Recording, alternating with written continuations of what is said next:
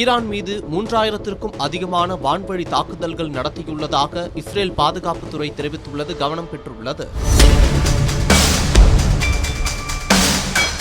கடந்த 28ஆம் தேதி ஈரான் மீது அமெரிக்கா மற்றும் இஸ்ரேல் கூட்டாக இணைந்து தாக்குதல் நடத்தியது.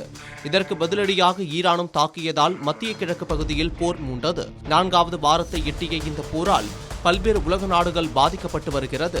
ஈரான் ஆர்முஸ் நீரிணையை மூடியதால் வளைகுடா நாடுகளில் இருந்து ஆசிய நாடுகளுக்கு இறக்குமதியாக வேண்டிய கச்சா எண்ணெய் மற்றும் எரிவாயுக்கள் தடைப்பட்டதால் எரிபொருள் தட்டுப்பாடு ஏற்பட்டது. ஆர்முஸ் நீரிணையை திறக்க அமெரிக்க அதிபர் டிரம்ப் பல்வேறு நடவடிக்கைகளை மேற்கொண்டு தோல்வியுற்றது குறிப்பிடத்தக்கது. பின் 48 மணி நேர கெடு விதித்து எச்சரிக்கை விடுத்ததை தொடர்ந்து 5 நாட்களுக்கு ஈரானின் எரிசக்தி நிலையங்கள் மீது தாக்குதல் நடத்த மாட்டோம் என டிரம்ப் அறிவித்தார். எந்த பேச்சுவார்த்தைகளும் நடக்கவில்லை என ஈரான் மறுத்ததை தொடர்ந்து சில இடங்களில் மோதல்கள் தொடர்ந்து வருவதாக தகவல் வெளியாகியுள்ளது. இந்த நிலையில் ஈரான் மீதான தனது ராணுவ நடவடிக்கையை தீவிரப்படுத்தியுள்ள இஸ்ரேல் பாதுகாப்பு படைகள் ஆபரேஷன் ரோரிங் லயன் தொடங்கியதில் இருந்து இதுவரை ஈரானின் பல்வேறு பகுதிகளில் 3000த்திற்கும் மேற்பட்ட இலக்குகளை தாக்கி அழித்துள்ளதாக அதிகாரப்பூர்வமாக அறிவித்துள்ளது.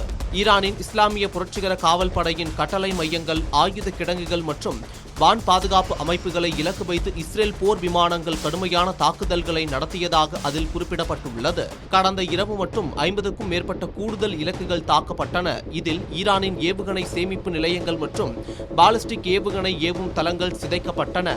ஈரானின் ராணுவ கட்டமைப்பை முற்றிலுமாக முடக்குவதும் இஸ்ரேல் வான்வெளியில் தனது வான்வழி மேலாதிக்கத்தை உறுதி செய்வதுமே இந்த நடவடிக்கையின் நோக்கம் என இஸ்ரேல் தெரிவித்துள்ளது.